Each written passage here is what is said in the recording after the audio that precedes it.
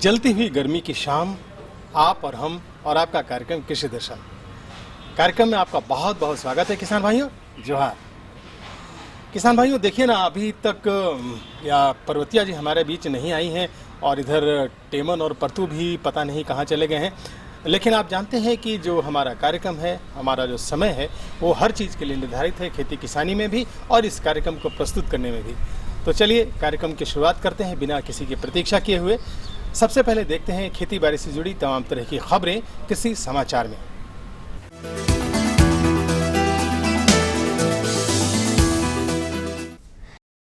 नमस्कार, कृषि समाचार में आपका स्वागत है। मैं हूं दीप्ति रेखा।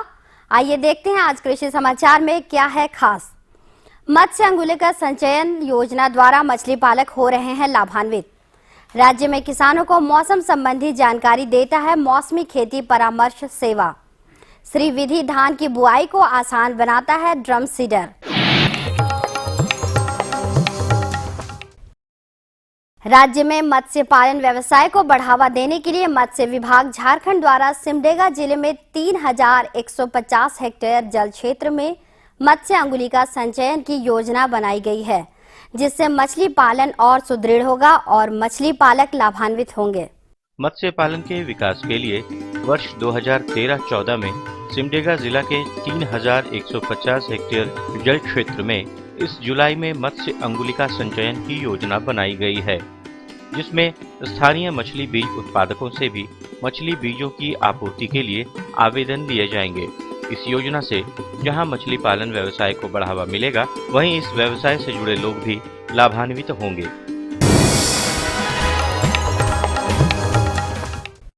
आज कृषि विशेषज्ञों का मानना है कि खेती बाड़ी मौसम के अनुरूप किया जाए तो उत्पादन अच्छा मिलता है। इन्हीं बातों की जानकारी किसानों को उपलब्ध कराने के लिए मौसमी खेती परामर्श सेवा राज्य के सभी जिलों में कार्यरत है।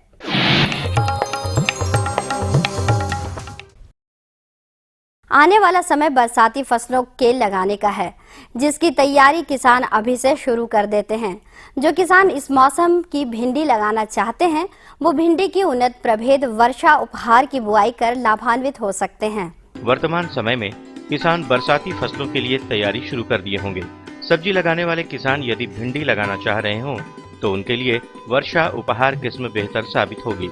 इस प्रभेद को लगाकर तथा उचित कृषि कार्यों को करके किसान प्रति हेक्टेयर 150 से 200 क्विंटल भिंडी प्राप्त कर सकते हैं। बैगन के फसल में लगने वाले कीटों में लाल मकड़ी कीट प्रमुख तौर पर लगते हैं और फसल को काफी नुकसान पहुंचाते हैं। आज बेहतर तकनीक में जानते हैं इसके नियंत्रण के उपाय। झारखंड में उगाई जाने वाली सब्जियों में बैंगन हमारे यहाँ प्रमुखता से उगाई जाती है। बैंगन की फसल में लाल मकड़ी कीट लगते हैं, जो फसल के पत्तियों, कोमल डंठलों एवं फूलों पर लग जाते हैं और पौधे के कोमल अंगों का रस चूस लेते हैं, जिससे फसल को नुकसान पहुंचता है। इसके नियंत्रण के लिए डाइकोफॉल या इथियान या ओमाइट दवा का 2.5 मिलीलीटर 1 लीटर पानी में मिलाकर फसल पर छिड़काव करना चाहिए।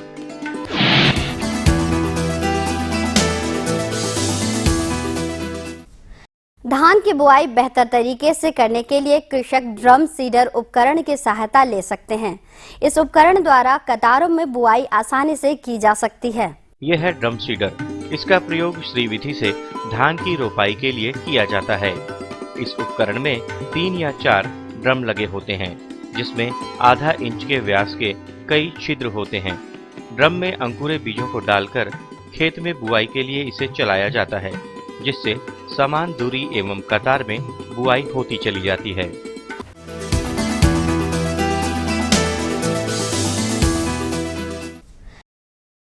आइए अब मिलते हैं एक प्रेरणा स्रोत सफल किसान से, जो आधुनिक खेतीबाड़ी द्वारा अच्छी फसल उपजाने में माहिर हैं। तो आइए मिलते हैं इनसे। विरासत में मिली खेती बाड़ी के काम को पारंपरिक तरीके से करते हुए ये शख्स तरक्की के ख्वाब देखते थे। फिर इन्होंने कृषि प्रशिक्षण शिविर में कृषि की नई और वैज्ञानिक विधियां सीखी और अपनी खेती बाड़ी के तौर तरीकों में बदलाव लाकर उन्नत कृषि करने लगे। हमने नया समय अलग था, हमने ड्रिप लगा ले। ड्रिप में जहाँ हमने 4 पटिया पाटत रहे, सिकर अवधि में 4 गो डांड पूरा पाटत है, करीब 1 एकड़ पाटत है, जेकि अगर सीधे मशीन से पटातली तो कुल मिला के 5-10 डिसमिल पटतल। और एखन है हमनी कर पूरा 1 एकड़ से भी अधिक ठाम में पाटा थे। और 1 नंबर धूप में, जहाँ धूप में आदमी के पियल नहीं मिलत रहे, तहाँ से एखन हमने इतना खेती जियाली। और अब मंडी भाव में आइए नजर डालते हैं अनाजों के भाव पर। आज राज्य की मंडियां अपने पूर्व के मूल्यों पर स्थिर रही। इनमें कोई विशेष उतार चढ़ाव नहीं दर्ज किया गया। वहीं सब्जी मंडियों में लत्तेदार सब्जी जैसे कद्दू, करेला, खीरा इत्यादि की अच्छी आवक से मूल्यों में नरमी है। वहीं आज भी के कुछ प्रमुख खाद्यान्नों के भावों को देखें तो वे इस प्रकार हैं। चावल मोटा न्यूनतम 1800 रुपए से लेकर अधिकतम 2000 रुपए, दाल मसूर न्यूनतम 4400 रुपए से लेकर अधिकतम 4600 रुपए, चीनी न्यूनतम 3600 रुपए से लेकर अधिकतम 3750 रुपए, सरसों तेल न्यूनतम 10100 रुपए से लेकर अधिकतम 10300 रुपए तथा आलू न्यूनतम 1000 रुपए से लेकर अधिकतम 1200 रुपए प्रति क्विंटल रहा। और अब एक नजर राज्य के 4 प्रमुख शहरों के मौसम के मिजाज पर। आज राज्य के 4 प्रमुख शहरों के तापमान इस प्रकार दर्ज किए गए। रांची अधिकतम 38 डिग्री सेल्सियस, न्यूनतम 26 डिग्री सेल्सियस। जमशेदपुर अधिकतम 40 डिग्री सेल्सियस, न्यूनतम 28.5 डिग्री सेल्सियस। धनबाद अधिकतम 40.3 डिग्री सेल्सियस, न्यूनतम 27 डिग्री सेल्सियस तथा हजारीबाग का तापमान अधिकतम 39 डिग्री सेल्सियस तथा न्यूनतम 26 डिग्री सेल्सियस रहा। कृषि समाचार में आज इतना ही। अगले दिन अगले अंक में फिर मुलाकात होगी कुछ ताजा तरीन खबरों के साथ। तब तक के लिए दीजिए इजाजत। नमस्कार, जोहार।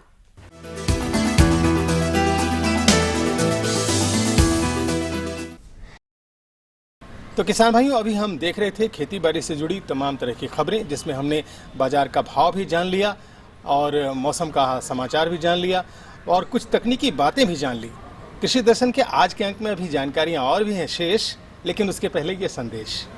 ये लो और बताओ। बस। अरे ये क्या भैया जी, बस इतनी सी रासायनिक खाद? किसानी छोड़ रहे हो क्या? किसानी नहीं, नादानी छोड़ रहे हैं। मिट्टी की जांच कराई है। अब तो लालाजी जितनी जरूरत है उतने ही उर्वरक खेत में डालेंगे। हाँ, किसान भाई आज ही अपने जिले की नजदीकी भूमि परीक्षण प्रयोगशाला में मिट्टी की जांच जरूर करवाएं और मिट्टी में पोषक तत्व, नमी व पौधे के विकास को देखते हुए केवल जरूरत के अनुसार ही पोषक तत्व डालें। और हाँ, मिट्टी में गंधक, जस्ता, बोरोन जैसे सूक्ष्म पोषक तत्वों का पता लगाना भी न भूलें। उर्वरक और जैविक खाद के सही उपयोग से भूमि का उपजाऊपन बनाए रखें, उत्पादकता बढ़ाएं, खर्चा घटाएं और बहुमूल्य विदेशी मुद्रा बचाने में भी सहयोग दें। और हाँ, धीमी गति से नाइट्रोजन उपलब्ध कराने वाले उर्वरकों जैसे नीम लेपित यूरिया को प्राथमिकता दें और यूरिया का पत्तों पर छिड़काव करें। अरे वाह, तू तो सचमुच समझदार हो गया रे। अधिक जानकारी के लिए संपर्क करें जिला कृषि अधिकारी या किसान कॉल सेंटर।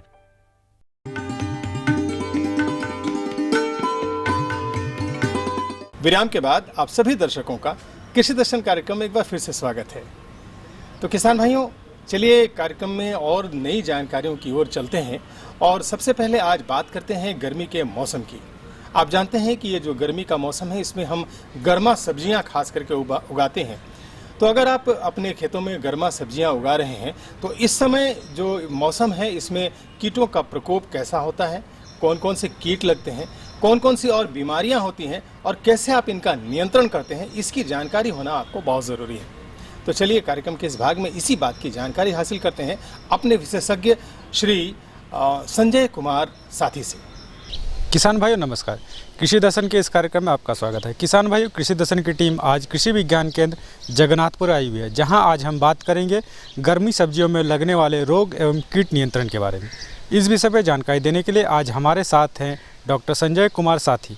आइए इनका स्वागत करते हैं। डॉक्टर साहब, आपका हमारे इस कार्यक्रम में स्वागत है। हाँ, धन्यवाद। डॉक्टर साहब, सबसे पहले आप हमें किसान भाइयों को बताएं कि गर्मा सब्जियों में अभी कौन कौन से प्रमुख सब्जियां लगी हुई हैं?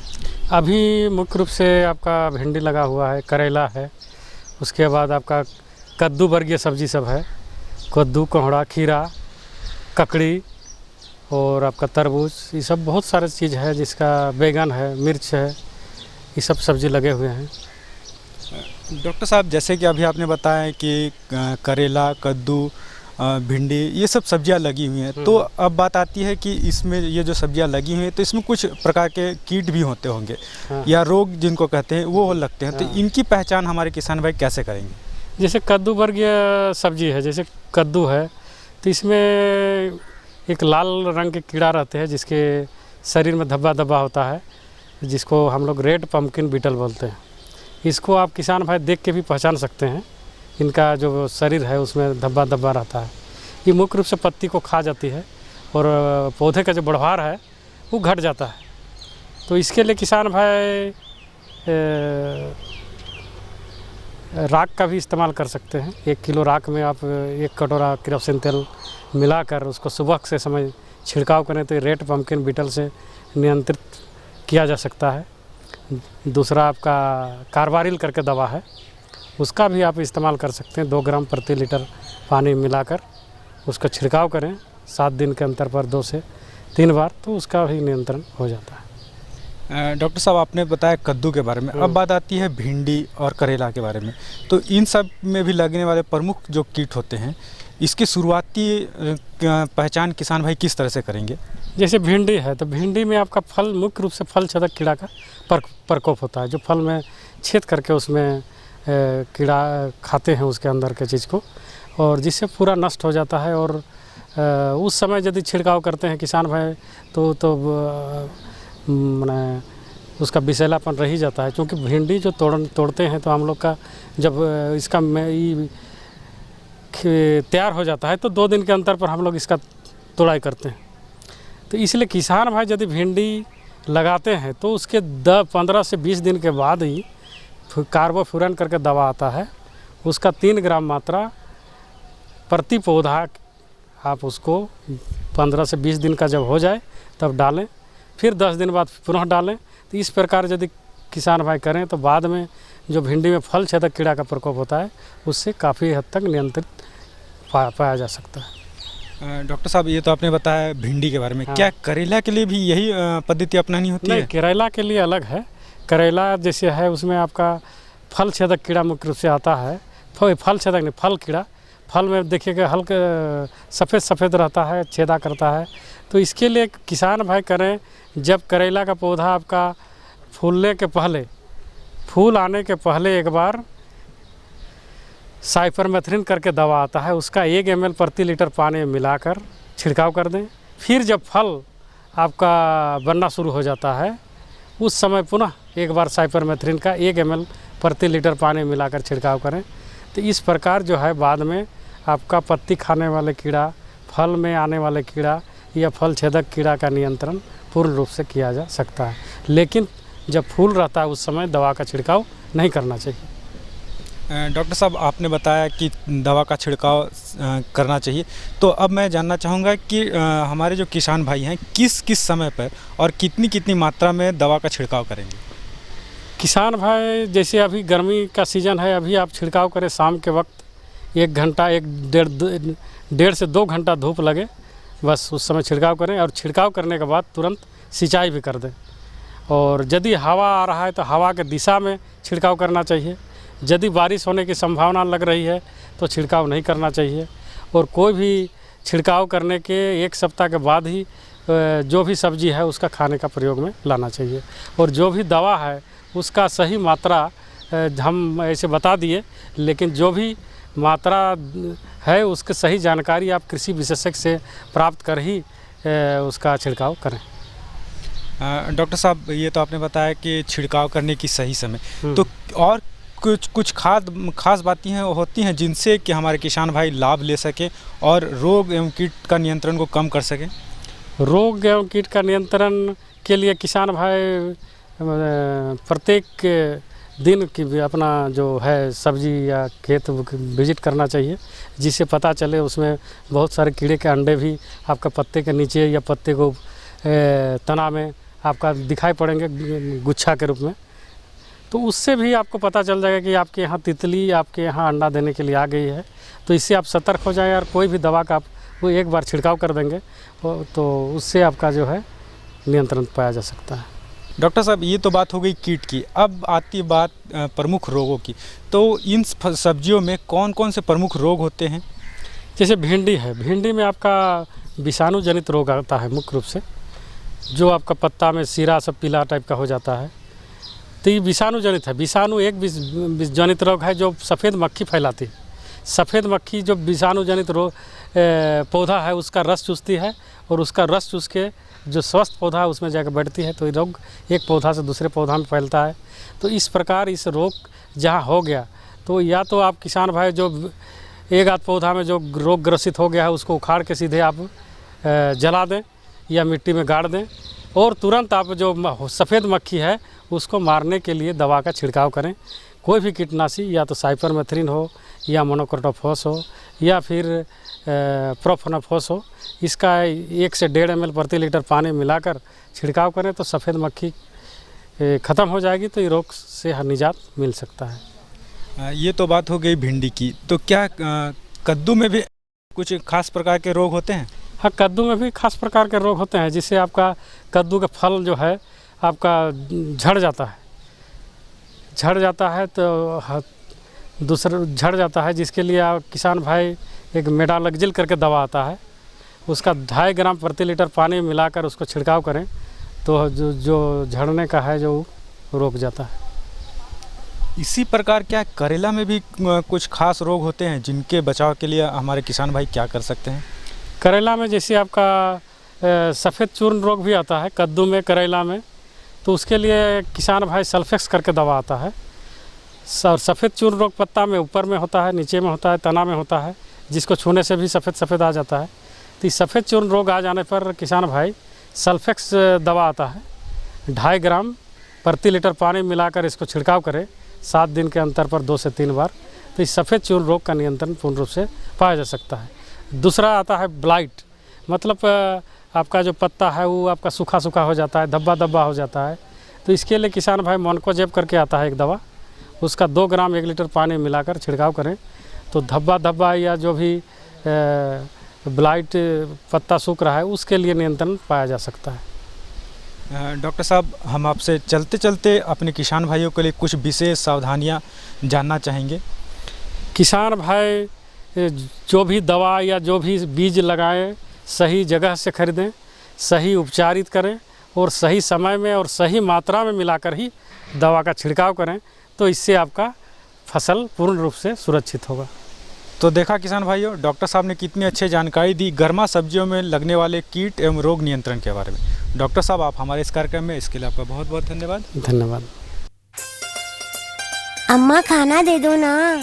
सबर कर गोलू, अभी दाल नहीं गली है। तू फिक्र ना कर गोलू की अम्मा, अब की बार अपनी दाल खूब गलेगी। क्या मतलब जी?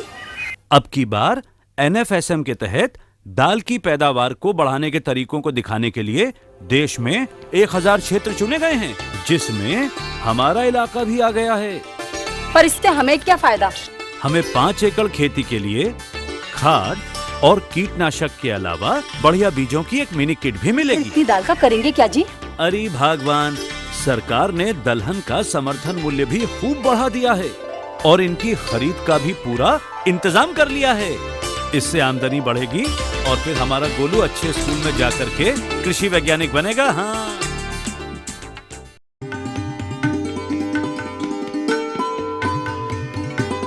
तो किसान भाइयों, जो गर्मा सब्जियां हैं उसमें कीट नियंत्रण के बारे में आपने जानकारी हासिल कर ली और मुझे लगता है कि ये आपके लिए बहुत उपयोगी होगी।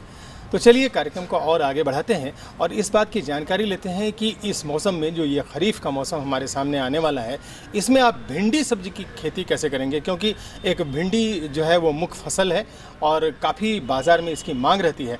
तो अगर आप ये खरीफ के मौसम की भिंडी लगाने जा रहे हैं तो इसके बारे में आपको बिल्कुल इस बात की जानकारी होनी चाहिए कि आप कैसे खेत की तैयारी करेंगे, कौन से बिचड़ों का चुनाव करेंगे, बीज का कौन सा चुनाव करेंगे और कैसे इसके लिए पूरी तैयारियाँ करेंगे। चलिए इन तमाम बातों की जानकारी हासिल करते हैं अपने विशेषज्ञ डॉक्टर नसीम से।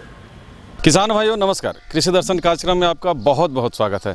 किसान भाइयों, कृषि दर्शन की टीम आज कृषि विज्ञान केंद्र जगन्नाथपुर पश्चिम सिंहभूम में है और यहाँ हमारे साथ बातचीत करने के लिए हैं यहीं के वैज्ञानिक मोहम्मद नसीम जी। ये हमें जानकारी देंगे खरीफ भिंडी की वैज्ञानिक खेती कैसे की जाए।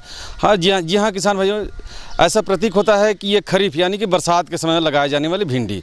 आइए सबसे पहले इनका स्वागत करते हैं। नसीम जी, आपका हमारे कार्यक्रम में बहुत बहुत स्वागत है। आपका भी बहुत बहुत धन्यवाद। किसान भाइयों को मेरा नमस्कार।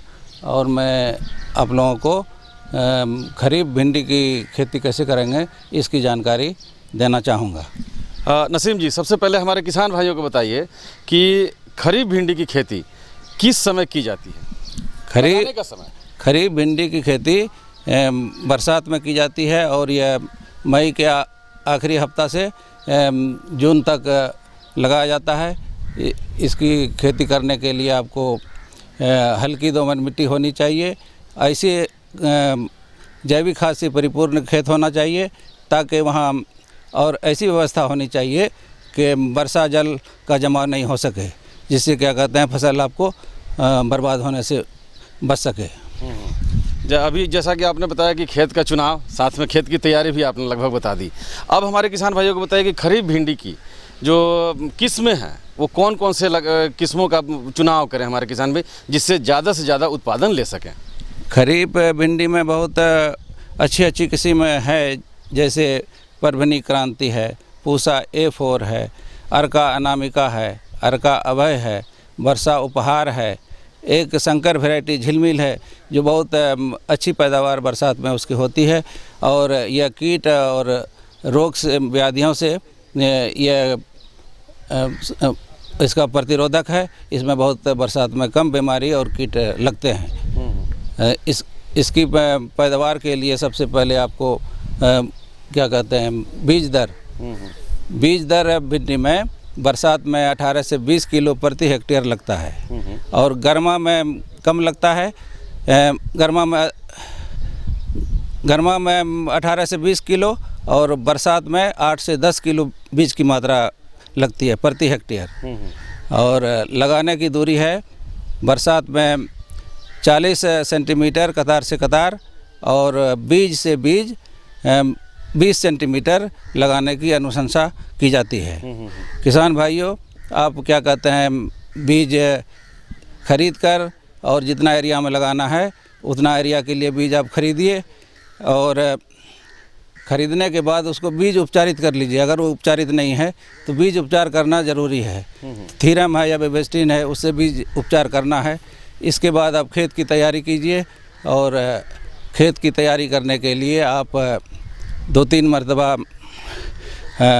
पलटने वाले मिट्टी पलटने वाले हल से कीजिए, पाटा मारिए। और उस वक्त एक ऐसी दवा है जिसका नाम है लिंडन धूल, जो क्या कहते हैं जोतने के अंतिम जोताई के टाइम में ही दे देना चाहिए। और खाद और उर्वरक, खाद की मात्रा जो है 200 से 250 कुंटल प्रति हेक्टेयर अंतिम जुताई के समय ही खेत में डाल देना चाहिए। इसके बाद उर्वरक की मात्रा जैसे यूरिया 120 केजी नाइट्रोजन जो मैंने 240 या 250 के किलोग्राम यूरिया के बराबर होता है। उसी तरह 60 केजी 60 केजी स्फूर की मात्रा और 60 केजी पोटास की मात्रा। तो इसी तरह उर्वरक का इस्तेमाल करना चाहिए। और नाइट्रोजन जो है आधी मात्रा लगाने के टाइम में और फिर आधी मात्रा 30 दिन के बाद भिंडी के खेत में डालना चाहिए, निकाई गुड़ाई करके। अभी जैसा कि आपने इतने सारे उर्वरकों का नाम लिया, तो ये बुआई के समय हमारे किसान भाई बुआई के साथ विधि बताएं और बुआई के समय कौन कौन से उर्वरकों का प्रयोग करें। बुआई की विधि के साथ साथ उर्वरकों के प्रयोग के बारे में, उस समय कितना उर्वरक प्रयोग करें, इसके बारे में किसान भाइयों को हमारे विशेष जानकारी दीजिए। यह लगाने जनरली में रीज में मेड़ में भिंडी की खेती की जाती है। तो लगाने की दूरी तो हम बता दिए 40 सेंटीमीटर कतार से कतार और बीज से बीज 20 सेंटीमीटर की दूरी में लगाएं। इसमें खाद कंपोस्ट की मात्रा देनी चाहिए 200 से 250 कुंटल प्रति हेक्टेयर। और फिर नाइट्रोजन की मात्रा 120 केजी नाइट्रोजन प्रति हेक्टेयर, सिंगल सुपर फास्फेट की मात्रा 60 केजी प्रति हेक्टेयर और पोटास की मात्रा 60 केजी प्रति हेक्टेयर। लिंडन धूल है जिसका क्या कहते हैं 25 किलो प्रति हेक्टेयर, जो चींटी या दीमक वगैरह के प्रकोप से बचाता है। तो इस तरह करके आप नाइट्रोजन की यूरिया की जो आधी मात्रा है 30 दिन के बाद निकाई गुड़ाई खेत में करके उसके बाद उसको दे देना चाहिए और फिर दोबारा मिट्टी चढ़ा देना चाहिए। इससे क्या कहते हैं पैदावार अच्छी होती है और खेत में पानी का जमाव नहीं होने देना चाहिए। और इस तरह 2-3 पत्ता होने के बाद यह 45 से 55 दिन में इसमें फलन शुरू हो जाता है। और आप यह इसकी बढ़वार ज़्यादा होती है, इसीलिए 2-3 दिन बाद हमेशा तोड़ना चाहिए। भिंडी में करीब 45 से 50 मरतबा इसको तोड़ना चाहिए और इस तरह इसमें पैदावार बहुत अच्छी होती है। और इस तरह किसान भाई खेती करके कम समय में अधिक लाभ प्राप्त कर सकते हैं। अच्छा, अब साथ ही साथ हमारे किसान भाइयों को बताते चले, जैसा कि बरसात का ये भिंडी है तो बरसात में बहुत सारे कीटों का प्रकोप होता है, साथ में बहुत सारे रोग भी लगते हैं। तो भिंडी में कौन कौन से कीट लगते हैं, उनका नियंत्रण कैसे करें और कौन कौन से रोग लगते हैं, इनका नियंत्रण कैसे करें, इसकी भी जानकारी हमारे किसान भाइयों को विस्तृत रूप से दें। किसी भी खेती के लिए पौध संरक्षण बहुत ज़रूरी है। पौधा का संरक्षण आप नहीं करते हैं तो आपका फसल बर्बाद हो जाता है। तो इसमें भिंडी में खास तौर से फुरा या तना छेदक कीट लगता है और एक मजाक लगता है, मजाक वायरस है वो लगता है, और फिर रस चूसक कीट है। तो इसमें रस चूसक कीट के लिए इमिडाक्लोरपिड 2 मिलीलीटर प्रति लीटर पानी मिला के देना चाहिए, या प्रोफेनोफॉस 2 मिलीलीटर पर लीटर पानी में घोल बना के स्प्रे करने से रस चूसक कीट का नियंत्रण हो जाता है। तना छेदक के लिए क्विनलफॉस है, जो क्या कहते हैं 1.5 ml प्रति लीटर पानी में मिला के स्प्रे करने से 10-15 दिन के बाद स्प्रे करते रहिए, जो आपका इस कीट से निजात मिल जाएगा। और मजाक जो है मजाक, जिससे क्या कहते हैं भिंडी का फल टेढ़ा हो जाता है, पत्ता टेढ़ा हो जाता है और फिर क्या कहते हैं पत्ता उजला हो जाता है। तो वो जो हम प्रजाति या किस्म बताए हैं वो इस मजाक का रेजिस्टेंट होता है। और कहीं कहीं देखने को अगर मिलता है मजाक अगर भिंडी में लग गया है तो उसको सीधे निकाल के आप मिट्टी के नीचे गाड़ दें, ताकि क्या कहते हैं उस वायरस का फैलाव, उस विषाणु का फैलाव दूसरे हेल्दी पौधे में नहीं हो सके। इस तरह करके उसका नियंत्रण किया जाता है। जैसे सफ़ेद मक्खी से फैलाव होता है, इसीलिए सफ़ेद मक्खी को मारने के लिए कोई भी कीटनाशक जैसे मेटासिस्टॉक 1 मिलीलीटर प्रति लीटर पानी मिला के स्प्रे करने से सफ़ेद मक्खी का नाश हो जाता है, जिससे क्या कहते हैं मोज़ेक वायरस फैलता नहीं है और इस तरह उसकी रोकथाम हो जाती है। इस तरह करके क्या कहते हैं आप प्रति हेक्टेयर 150 से 200 कुंटल प्रति हेक्टेयर बीज ये पैदावार होगी इसकी, और इस तरह आप किसान भाई कम समय में अधिक लाभ प्राप्त कर सकते हैं। जी हाँ किसान भाइयों, आप कम समय में बहुत ज़्यादा लाभ प्राप्त कर सकते हैं। नसीम जी, आप हमारे किसान भाइयों को इतनी अच्छी जानकारी दी खरीफ भिंडी के बारे में, इसके लिए आपका बहुत बहुत धन्यवाद। आपका भी धन्यवाद। तो किसान भाइयों, ये थी कृषि दर्शन में आज हमारी ओर से आपके लिए दी गई जानकारियाँ। आपको ये जानकारियाँ कैसी लगती हैं? आप इसमें और कौन से सुझाव चाहते हैं? आपकी कौन सी समस्याएं हैं? इन तमाम बातों की जानकारी अगर आप हमें देंगे तो हम कार्यक्रम को और बेहतर बना सकेंगे। लेकिन इसके लिए ज़रूरी है कि आप हमारा पता नोट करें। तो हमारा पता है कार्यक्रम कृषि दर्शन, कृषि प्रकोष्ठ, द्वारा निदेशक, दूरदर्शन केंद्र, रातू रोड, रांची, पिन संख्या 834001। तो किसान भाइयों, आज के लिए बस इतना ही। नए अंक में नई जानकारियों के साथ हम फिर से कृषि दर्शन का नया अंक लेकर हाजिर होंगे, और तब तक शायद पर्वतिया जी भी हमारे साथ होंगी। तो चलिए, इन तमाम शुभकामनाओं के साथ कि आप खेती बहुत अच्छी तरह करें, अपने पशुधन की बहुत अच्छी तरह रक्षा करें और पानी बचाएं, हम आपसे विदा लेते हैं। जोहार।